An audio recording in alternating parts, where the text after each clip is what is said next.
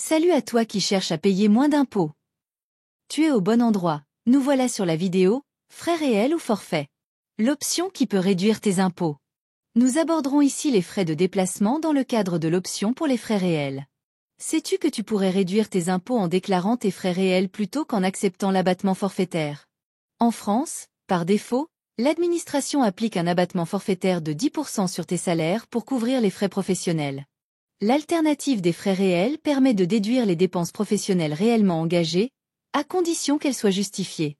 Mais est-ce vraiment avantageux pour toi? À la fin de cette vidéo, tu sauras exactement si cette option est rentable pour toi et comment l'appliquer.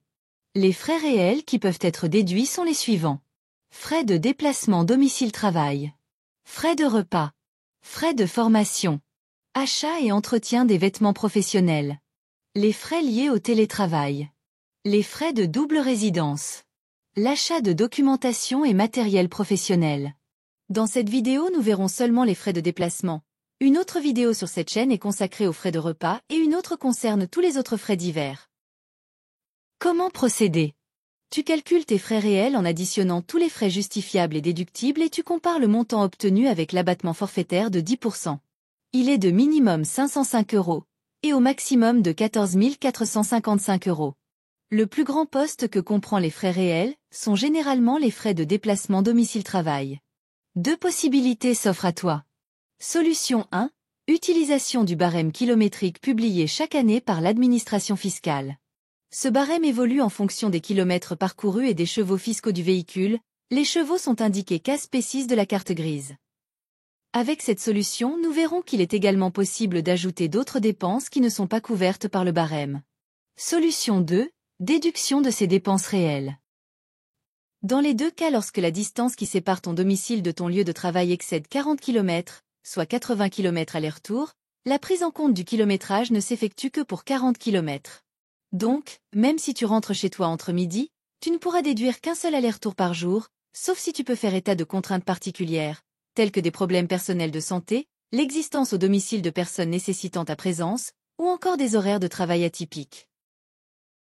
Les frais de déplacement comprennent les frais d'entretien du véhicule, les frais de carburant, les frais d'assurance, les frais de stationnement et de péage, les intérêts d'emprunt si le véhicule est acheté à crédit.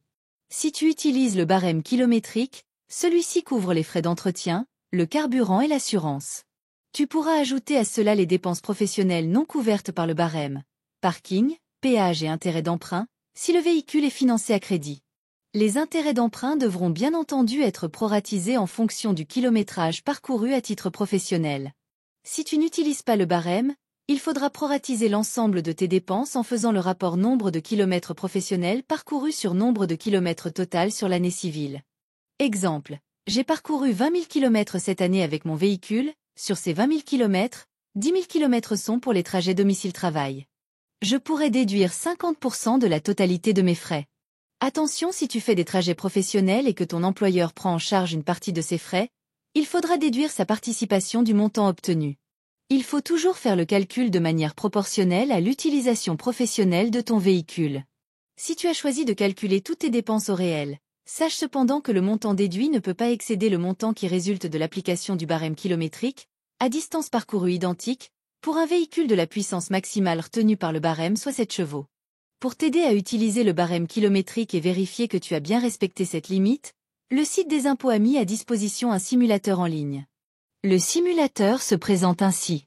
Tu sélectionnes d'abord la motorisation et le type de véhicule.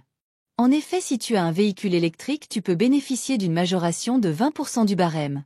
Puis tu sélectionnes la puissance fiscale du véhicule. Pour cela, il faut se reporter à la case P6 de la carte grise. Ensuite, indique le nombre de kilomètres effectués à titre professionnel.